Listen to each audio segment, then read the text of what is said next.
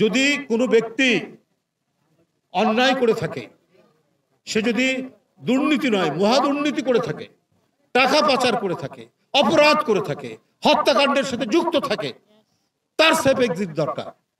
আপনি তো সরকারের উপদেষ্টা ছিলেন, আপনি বলেন কারা কারা এই ধরনের অন্যায় অপরাধ করেছে, তাদের সেফ এক্সিটের কথা তখন তারাও চিন্তা করবে, জাতীয় চিন্তা করবে।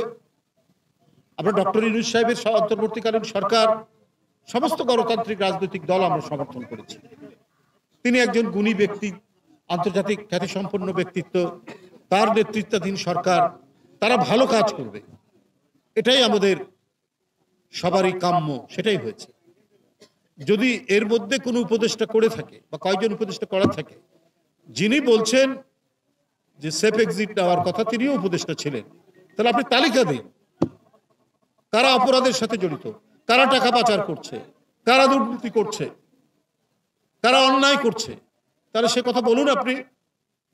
আমরা তো এই সরকারের প্রতি আস্থা রাখতে চাই যে এই সরকার অন্তর্বর্তীকালীন সরকার, এই সরকার নিরপেক্ষ সরকার, এই সরকার একটি অবাধ সুষ্ঠু নির্বাচন নিশ্চিত করবে এবং তার আগে প্রয়োজনীয় যত সংস্কার, সে সংস্কারের জন্য তিনি কাজ করে যাবেন, সেটা নেতৃত্ব দেবেন। এবং এই সংস্কার নিয়ে বিশদ আলোচনা হচ্ছে, অনেক কমিশন গঠন করা হয়েছে, কমিশন এবং রাজনৈতিক দল তাদের মতামত দিচ্ছেন, তারা কথা বলছেন, এবং এটা নিয়ে আবার মনে হয় যে মানে প্রতিনিয়ত প্রায় সকাল সন্ধ্যা বা রাত্রেও আপনার এগুলো নিয়ে কাজ হচ্ছে।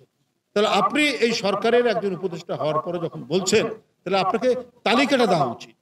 কারণ যদি অন্তরের আলো থাকে, সততার আলো থাকে, তার বিরুদ্ধে হাজার অভিযোগ করেও তার সেফ এক্সিটের দরকার পড়ে না। বেগম খালেদা জিয়ার সেফ এক্সিটের দরকার পড়েনি, কারণ তিনি অন্তরের আলোতে চলেছেন।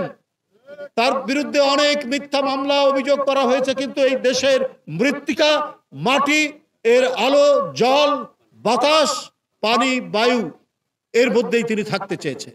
সরকারেরও দায়িত্ব সুচারুভাবে সরকার পরিচালনা করা, এবং সত্যিকার অর্থেও যদি কেউ কোনো ধরনের দুর্নীতি বা কোনো অপরাধমূলক কাজের মধ্যে যদি নিযুক্ত থাকে, তাহলে সেটা তার বিরুদ্ধে ব্যবস্থা নেওয়া। আমরা যেসব উপদেষ্টারা ভালো কাজ করছেন, আমরা সে কথাগুলো বলি, কিন্তু একজন সাবেক উপদেষ্টা যখন বলছেন, কি কারণে বলছেন, কি বিষয়, কেনই তার সরকারকে তিনি এরকম একটা কথা বলে একটা বিব্রতকর অবস্থার মধ্যে ফেলছেন, এটা আমি বুঝতে পারছি না।